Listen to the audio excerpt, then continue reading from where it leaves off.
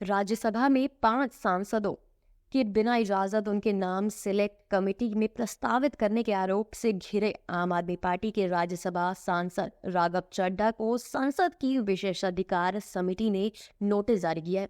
ऐसे में अपना पक्ष रखने के लिए राघव चड्ढा ने दिल्ली स्थित आप कार्यालय में सांसद संजय सिंह के साथ प्रेस कॉन्फ्रेंस की।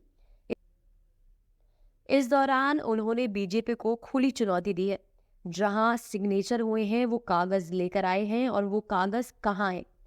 आपको बता दें कि राघव चड्ढा ने बीजेपी नेता पर हमला बोलते हुए कहा है कि बीजेपी का एक मंत्री है, एक ही झूठ को 1000 बार बोले तो वो सच नहीं बन जाता।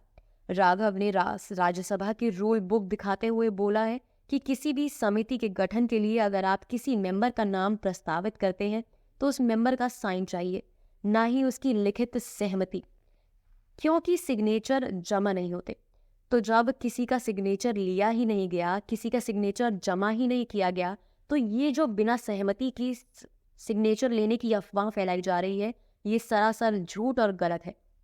मैं आज बीजेपी के नेताओं को खुली चुनौती दे रहा हूं कि वो कागज लेकर आए और मेरे सामने जिसमें ये सिग्नेचर है।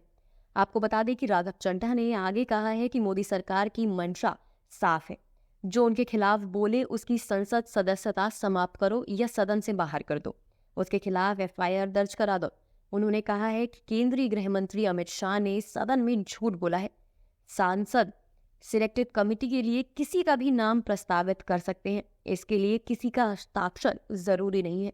बीजेपी का एक ही मकसद है, जैसे राहुल गांधी की सदस्यता ली वैसे ही राघव चड्ढा की सदस्यता भी खत्म हो जाए। आपको बता दें कि राघव ने कहा है कि बीजेपी ने ये सब सिर्फ इसलिए किया क्योंकि सदन में मैंने आम आदमी पार्टी की ओर से दिल्ली अध्यक्ष देश पर अपना व्यक्तित्व दिया और उसके 6 घंटे बाद बीजेपी ने मेरे खिलाफ ये आरोप लगाना शुरू कर दिया। इसको दिक्कत ये नहीं है कि मैंने नाम प्रस्तावित किया, इनको दिक्कत ये है कि एक 34 साल के लड़के ने हमें ललकारा कैसे। अब बीजेपी ने मेरे पीछे पड़ गई है और मेरे खिलाफ विशेषाधिकार का इसी हफ्ते ये दूसरा नोटिस है, लेकिन मेरी आवाज दबेगी नहीं। मैं झूठा नहीं हूं, इसी वजह से मैं ये गलत अपने साथ नहीं होने दूंगा। इस पर आपकी क्या राय है वो हमें कमेंट सेक्शन में बताना ना भूलें। तो ना सिग्नेचर लिए जाते हैं, ना सिग्नेचर जमा किए जाते हैं, ना सिग्नेचर की जरूरत होती है। No signatures are required, no signatures are taken and no signatures are submitted.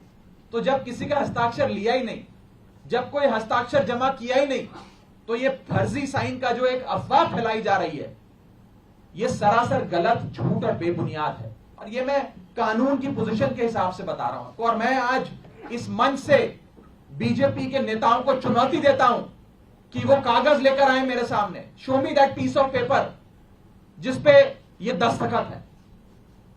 जब कोई दस्तखत है ही नहीं, जब सिग्नेचर होता ही नहीं, तो फर्जी सिग्नेचर की बात कहां से आ गई। मैं चुनौती देता हूं आज बीजेपी को, आप तो इतनी बड़ी पार्टी है, इतनी शक्तिशाली, इतनी ताकतवर सरकार है आपकी, वो कागज दिखाओ मुझे जहां पर हस्ताक्षर है। चुनौती देता हूं मैं आपको। अगर आप कह रहे हैं मैंने कोई कागज जमा किया है जिसमें गलत तरीके से किसी के साइन किए गए हैं, तो वो कागज लेकर आओ, मैं आपको चुनौती देता हूं आज।